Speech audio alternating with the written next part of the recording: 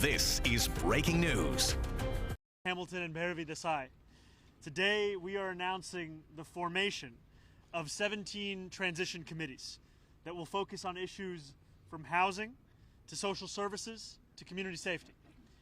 2 of these committees are without precedent in any mayoral transition, a testament to our new approach to governance: the Committee on Worker Justice and on Community Organizing. We just convened a meeting with more than 400 New York leaders, the best of our city that money can't buy. Gifted public servants, artists, cultural figures, heads of nonprofits, and industry. These are the people that New Yorkers look to for wisdom, for guidance, and their creativity, their drive, their commitment is what sets our city apart. And I've entrusted them with a mighty responsibility to lead these committees and to provide the policy and hiring recommendations that our transition team will turn to as we prepare to begin governing on January 1st. Over 70,000 New Yorkers have applied from every single zip code to join our administration. And as we set a new standard of drive and dedication and a commitment to dignity from City Hall, those overseeing these committees will help lead this work. As I said to them, New Yorkers have placed a great deal of hope and expectation in this new course that they have elected us to chart. It is a hope that City Hall can deliver results that make material, tangible changes in the lives of working people across these 5 boroughs. And standing in that room, I felt the same thing from those leaders that I feel when I think about the years to come. Excitement. Excitement at the potential to transform our city. Excitement to prove that we can once again look towards government with the anticipation and expectation of success rather than the fear of failure. And excitement to make it easier for working people to afford to live a dignified life here in New York City. We stand here with a remarkable opportunity to create a better New York. The kind of opportunity that arrives, if we're lucky, once in a generation. And I could not ask for a better team to set that foundation. New Yorkers have given us a mandate to deliver the change that has so often been denied in this city, a change to make this a city that each and every person can afford.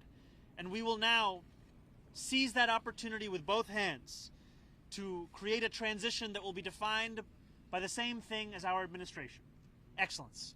Thank you very much, and with that, I would like to introduce Anne-Marie Gray. Thank you so much, Mayor-elect Mamdani. My name is Anne-Marie Gray. I'm the Executive Director of Open New York. I'm truly honored to be here today. Your campaign has given me and so many New Yorkers tremendous hope and renewed optimism. Bringing down the cost of living, especially the soaring cost of rent, for working New Yorkers has been the core of your campaign and has been the heart of my career in housing, both inside and outside of government. I've worked for public housing authorities, for economic development agencies. I've served in City Hall across 2 administrations, working in the trenches on everything from the Gowanus and Soho rezonings to the origins of City of Yes for housing opportunity. Today, I lead Open New York, a grassroots advocacy group focused on building more homes to lower costs and give tenants more power and options across the city and state. I joined this committee because Zohran is committed to the all-of-the-above approach to the housing crisis that we know New York City needs, one that protects current tenants while also building the homes future families need. I joined because I also know from experience that success comes not only from having a compelling vision, it also requires being very serious about effective governance and what it really takes to make bold ideas happen. New Yorkers deserve a city where everyone can afford and to find a home and a future. I look forward to helping build city government capable of delivering on such an ambitious, hopeful, and positive vision for the city. And with that, I introduce Atiba Edwards from the Brooklyn Children's Museum. Good afternoon. New York has shaped me into who I am today via opportunities. I'm an immigrant from St. Vincent and the Grenadines. I grew up in Brownsville, Brooklyn, graduated from Philippa Schuyler and Bronx Science and the University of Michigan. And it's taught me very much that I right now lead the Brooklyn Children's Museum, a third space that provides opportunities for families and children to learn through playful learning, celebrate vibrancy in the vibrant communities, and also understand and learn cultural competency. I had an opportunity to join this committee, and I knew firsthand what the arts and culture can do as it relates to developing pride and really key 21st century skills. I stand before you as evidence of that. I'm really excited to think about New York retaining its title as the arts and culture capital of the world. When I was invited, I felt a sense of purpose, one that this administration represents more than a dream. It's about an unwavering belief about what New York can accomplish and what every New Yorker deserves. With a renewed set of priorities, we have a chance to create something extraordinary, truly a new era. This administration is setting out to prove that when we lead with courage and conviction, we do not just chase dreams, we redefine what is possible. In the words of Nelson Mandela, it always seems impossible until it's done. Thank you for your time, and I'm excited to bring next to the stage Tara Gardner. Good afternoon. I'm Tara Gardner, and I proudly serve as the Executive Director of the Daycare Council of New York. In addition to representing nearly 300 center-based programs across the 5 boroughs, in partnership with 3 other nonprofit organizations, we deliver the New York City Child Care Resource and Referral Consortium, supporting thousands of home-based business owners and educators, and connecting thousands of families across the city to the child care settings of their choice each year. I'm honored to represent the child care and early childhood education sector on the Youth and Education Committee, and to work with colleagues toward a universal child care plan that ensures every child and family has access to high-quality, affordable early education and a workforce that can afford to continue to work and live in this city. New York City's parents rely on a workforce of highly trained, dedicated, and passionate teachers, directors, and professionals. And people who cannot catch the sport. In centers and home-based programs, yet these professionals remain underpaid and undervalued. Many centers struggle to keep classrooms open as educators leave for better-paying jobs, and home-based educators often earn barely enough to sustain their small businesses. Mayor-elect Mamdani's commitment to affordable universal childcare opens renewed hope, and I look forward to helping to ensure that his vision and its investments supports families and children, guarantees a stable and flexible, multifaceted system, and affirms and respects the workforce that makes it all possible. And now I'm happy to introduce Mike Flynn, representing the Transportation, Climate, and Infrastructure Committee. Thank you so much, Tara. It's an honor to be here today representing the Committee on Transportation, Climate, and Infrastructure, whose members represent the full breadth of professional backgrounds and perspectives on these issues. I should start by noting that my involvement is in a personal capacity as someone who has served over 2 decades in the public, private, and nonprofit sectors of the industry, and my views represent my own. My entire career as an urban planner here in New York and across North America has been focused on making our transportation and infrastructure system safer and more equitable, sustainable, and resilient, while helping government work more effectively and efficiently to deliver results. Improving the day-to-day lives of New Yorkers is personal to me as the grandson of immigrants and the son of a New York City public school teacher and a former delivery biker and taxi driver. Reliable and affordable transportation and smart, well-maintained infrastructure play a critical role in making this a city in which all New Yorkers can not only survive, but thrive. Whether it's getting to work or picking up our kids from daycare on time, connecting to social and health services, or most importantly, avoiding lives lost to traffic crashes, extreme heat, and flooding. Big ideas like fast and free buses will also have a profound impact on the affordability and livability of the city we call home, which is what excites me so much about Mayor-elect Mamdani's vision. Next, I'd like to introduce Professor Derek Hamilton of the New School, representing the Workforce Development and Economic Development Committee.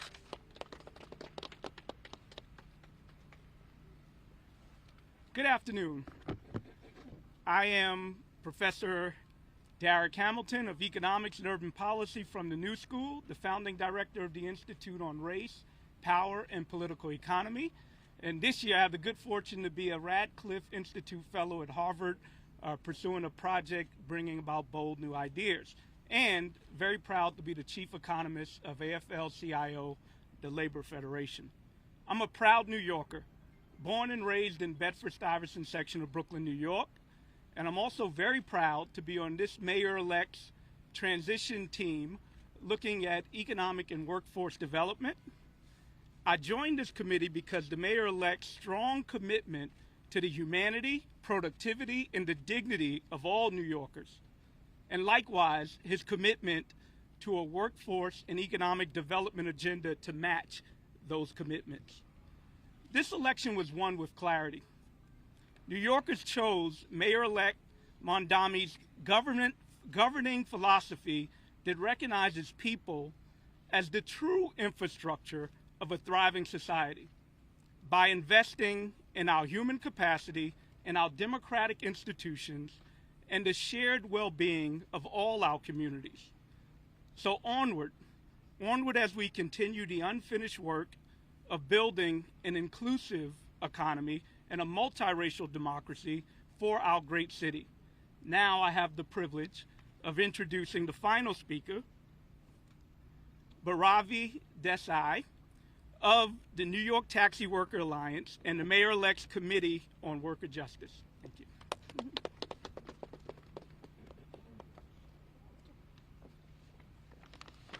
Hello, everybody. Good afternoon.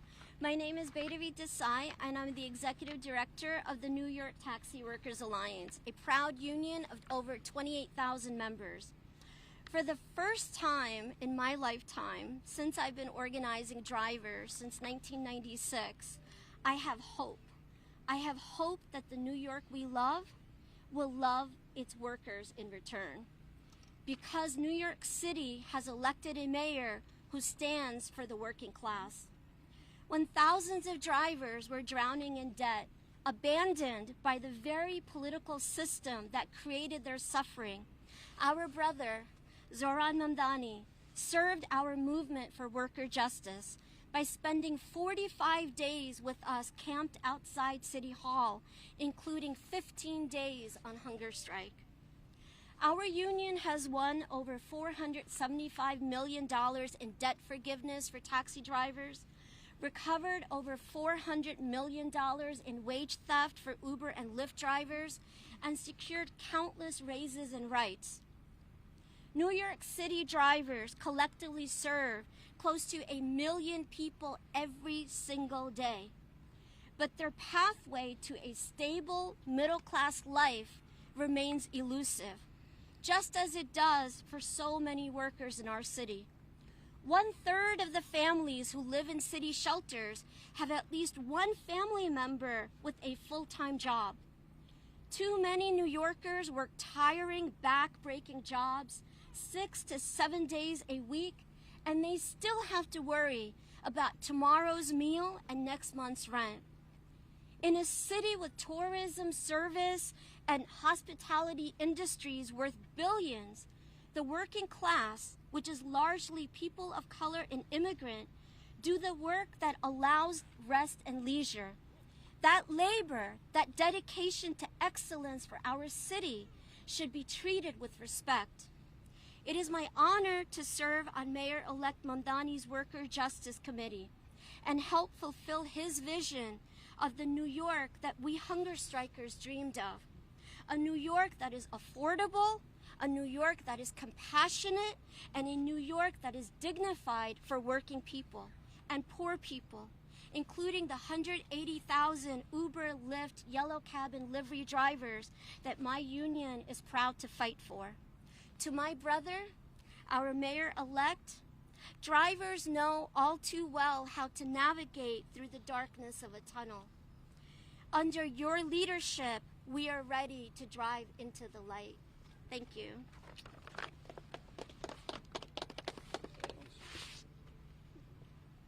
right, we're going to start with on-topic questions, and then the other speakers are available to take questions as well. All right, go ahead, Joe.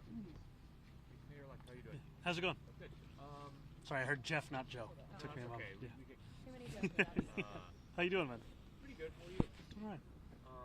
I had a question just about sort of the structure and how it worked. 400 people is a lot of people. Mm-hmm. So can you just explain a little bit how ideas sort of get worked up the chain and like how that's going to be organized a little bit? Absolutely. We have a little over 400 New Yorkers who will be grouped into 17 different committees. These committees will be led by our 4 incredible co-chairs that we have. Lena Khan, Mel Hartzog, Grace Bonilla, Maria Torres Springer. And these committees will be tasked with not only making personnel recommendations, but policy recommendations, and also providing their expertise with the metrics and the way in which we even assess the personnel questions that are being put in front of us. And what I mean by that is we have more than 70,000 applications that have come in through this portal. And we want to make sure that these New Yorkers, who have so often been at the heart of when government has worked and also have seen it when government has failed, they can inform how we're looking to form our next government. And their recommendations, their analysis, their discussion will be filtered through the co-chairs into the discussions that we take in making the decisions of who we hire and how we create the City Hall. Just a quick follow-up. You included, a lot of people, which I think I know the answer to this, but I would like to hear you talk about it, who wouldn't necessarily count as your allies, like Redney and some other folks who are not in your coalition. Can you just explain why? It is important to build a city for every single person who calls these 5 boroughs their home. And we are looking forward to not only reflect the city that we're looking to serve in the committees that we put together, but also in engaging with the difficult questions around how we serve that city internally instead of preparing as if there is no debate to be had externally. All right, we'll go right here tonight. How's it going? Can you talk specifically? I think we're going to say goodbye to these easels. You all just want to take a moment for your last looks. Never be seen again. Yeah. She's welcome to respond to the two, but your choice of Anne-Marie on housing. Yes. Is it reasonable to interpret this as a sign that you're looking pretty strongly at sort of upzoning type policies, really a focus on pro-development policies? Anything you want to say about neighborhoods you're looking at? Any initial thoughts? I can tell you that over the course of the campaign, we've spoken about the importance of not only freezing the rent for more than 2 million rent-stabilized tenants, but also building an incredible amount of new housing supply across the 5 boroughs, and doing so by increasing density around mass transit hubs, by also ensuring that the production of affordable housing is one that is taking place all over this city, and by taking on regulatory frameworks that for too long have not allowed us to build that kind of housing. Just recently I had a meeting with President Trump in the Oval Office, and amidst everything that we discussed, one of the topics was also ULURP. And we spoke about how difficult it is to build in this city and how important it is for us to build more housing to make this a city that every New Yorker can afford. Anne-Marie, I don't know if you want to add anything. No, that was perfect. I'm extremely excited about the whole platform, and who knew that ULURP brings people together? Did you discuss any specific changes to ULURP with the president? We talked about how difficult it is to understand that alongside costs of materials and labor, there is also a pronounced cost in this city of waiting, and how that is one firmly within our control and one that we want to take on in the next administration. All right. On topic? Yeah, right here. Mr. Mayor-elect, Yes. welcome back from Washington. Thank you very much. Question on the migrant committee, the Justice Migrant Committee. Can you tell us how would that work, and also what are you trying to achieve? Is that going to be looking at funds that you can allocate for legal representation? What is it that you're looking at with that? I think the most important part of that committee is to be listening to the New Yorkers who've been on the front lines of delivering for immigrants across the city, delivering both in terms of dignity but also in terms of safety. Just as we were leaving, I spoke to one of the members of our transition committee who was representing deliveristas and letting us know of the effect of city policies on their lives, and speaking to someone whose work is primarily that of legal representation of those same immigrant New Yorkers. We want to ensure that every single one of these experiences are at the heart of the decisions we're making on how we deliver for immigrant New Yorkers across the 5 boroughs. All right, we'll go Annie right here. Thank you. Hey, Annie. Hi, how are you doing? Doing well. I'm wondering if you and Barabee have discussed Waymo's testing in the city, if that's something that will come up, you think, at all during the transition discussions, whether you think Waymo should be in the city upon driving, and curious if Barabee has thoughts on that as well. We haven't had that conversation as yet, but part of the importance of setting up this transition committee is so that these are the kinds of topics of discussion within each of the 17 committees. I don't know, Barabee, if you want to add anything. She was asking if you wanted to add anything about Waymo. No, Okay. we're still discussing. All right, yeah, Marcia. I'm wondering, since 70,000 people have expressed excitement about joining your administration, I'm wondering if you're going to have to expand the size of the city workforce to accommodate some of them, because there's so many people who have union-protected jobs, and I know that you want to bring these new voices and new people into the administration. How are you going to do it?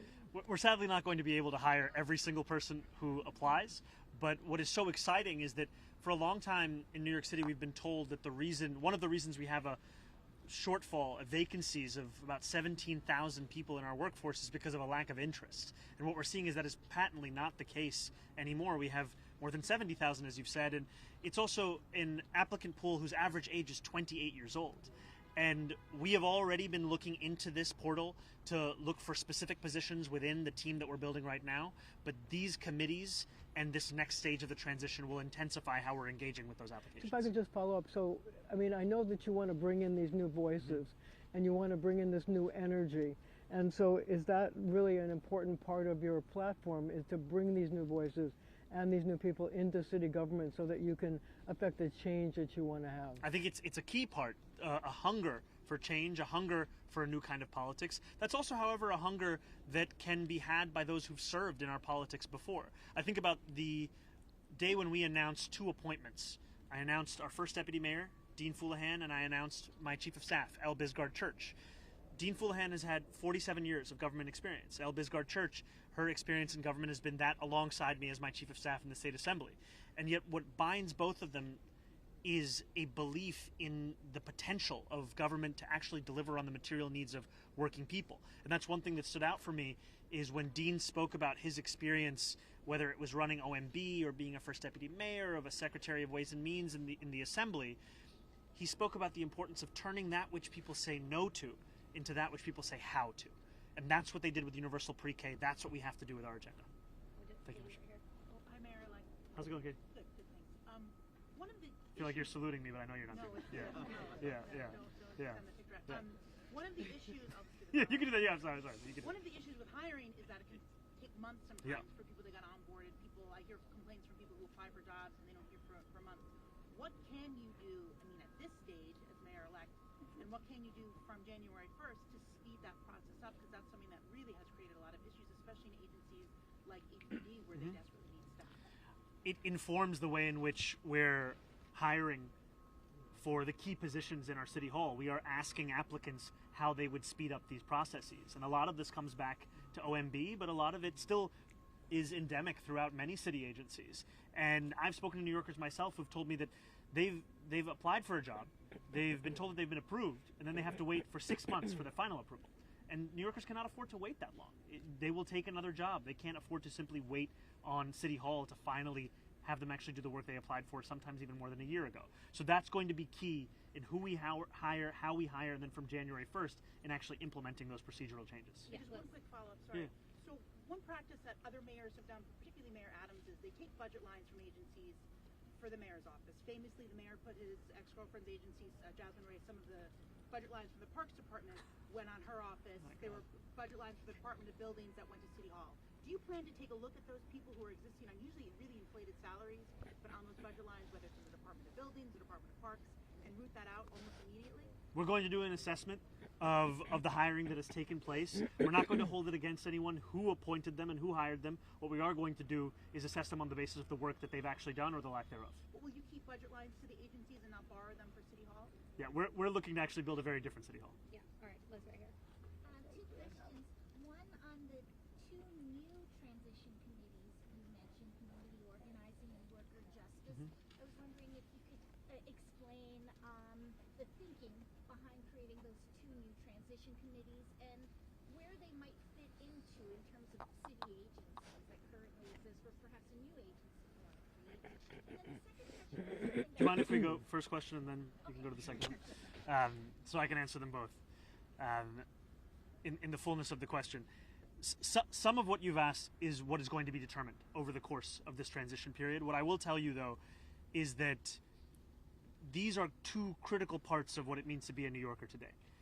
We have workers across the city who have to deal with conditions that should frankly shame us, and workers who have to deal with wage theft that is often overlooked as if it is not an issue in this city. And to have a committee that is specifically dedicated to worker justice, it acknowledges both the ways in which city government has fallen short in delivering this in the past, and also the opportunities we have to finally do so now. And that's why I was so happy when I looked out onto the room of of the more than 400 New Yorkers who are a part of our transition, I could see not only labor leaders, but also rank and file union members who have experienced these kinds of struggles themselves. And community organizing, there has too often been a distance between the intent of what City Hall does and the impact of what it actually has in any given neighborhood across the 5 boroughs. And you will typically find out from the New Yorkers who live there of the ways in which it's fallen short. And we want to use this period as an opportunity where we learn from those lessons, we learn from that history, and we also learn how City Hall could be far more effective in actually executing its vision. Second question is Yes. President Trump mentioned at the press conference on Friday that his daughter Ivanka is friends with the police commissioner, Jessica Tisch. I was wondering if that came up in your conversations with him at all, and whether, is this a way in which the commissioner has sort of the president's daughter's ear to talk about things like sending in the National Guard or federal funding for policing in New York City? We spoke about the commissioner. I spoke about my decision to retain the commissioner, and we both chatted about the record that she brought forth leading the Department of Lowering Crime across the 5 boroughs and starting to deliver accountability. And I use that also as an example for my commitment to public safety in the conversation we had, a conversation that also centered on the affordability crisis. All right, we'll go Jeff right here. Hey, how's it going, Jeff? Sorry. Wondering, forgive me if you answered this already, but I'm wondering, are there planned meetings with the Adams administration? Has that happened? You've met with the president, but you haven't met with the current mayor yet. And then secondly, I'm wondering, in your meeting with President Trump, have you secured any sort of guarantees that he wants the National Guard or that he won't, take back federal funds from the city? I made the case for our city. I made the case for delivering on the foremost crisis in New Yorkers' lives, the cost of living crisis. And I was heartened to hear President Trump share in the pool afterwards that he was looking to help this city, not to hurt it. And I'll continue to make the case with the president and with anyone, frankly, across the city, across this country, because New Yorkers deserve leadership that puts those New Yorkers first as opposed to ourselves. And if you can remind me the second question. So he didn't make any guarantees? We spoke about these as commitments, and I was thankful for the productive conversation. And your transition with the Adams administration? I look forward to sitting down with Mayor Adams. I've been appreciative of the efforts of his staff in the transition thus far. And when we sit down, we'll have a conversation about how to ensure this is a smooth transition that ensures we can deliver from day one. All right, got time for one or two more. Go Morgan. Hey, Morgan. Hi, Mayor-elect. In your conversations with the president, you guys spoke, it seemed like in the press conference, you guys were in a little bit of agreement when it comes to targeting criminals with ICE agents. Is there anything, I just was hoping you could expand upon that. Would you like to see maybe ICE target criminals more here in New York City? And is there anything you're looking at in your new administration that maybe would have the city partner more with the federal government when it comes to maybe amping up or ramping up targeted, I guess, enforcement when it comes to specifically just criminals? What I said to the president is that New York City sanctuary laws have a provision within them that allows the city to work with the federal government for a specific set of serious crimes.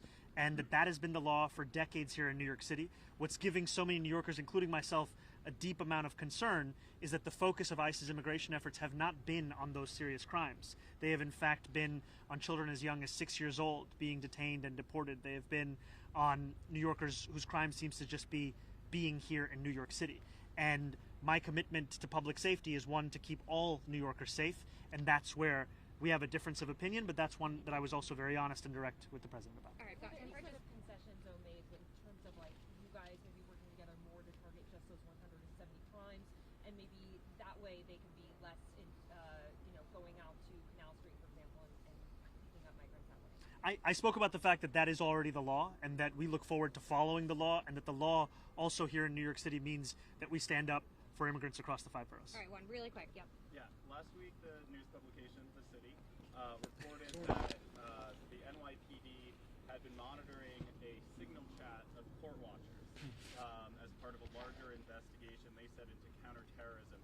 Is this something that your administration will continue? It brought up, the controller said this brings up serious hand-shoe guidelines violations. It's protected speech. People are allowed to go watch court. Is this something your NYPD will continue? That's deeply troubling to me, and that's something that we're going to look into. I think I was speaking to a Pastor Galbraith in Brooklyn a few months ago, who told me about the experience where he went to visit 26 Federal Plaza with a congregant of his who was faced with a deportation order. And part of the reason that she was able to go home that day was because of the court watchers who were there that day. So this is something that we're going to follow up on. This is in no way something that is a part of our policies. Thank you, guys. Yes. All right, we're gonna go this way. Sorry. Dismissal of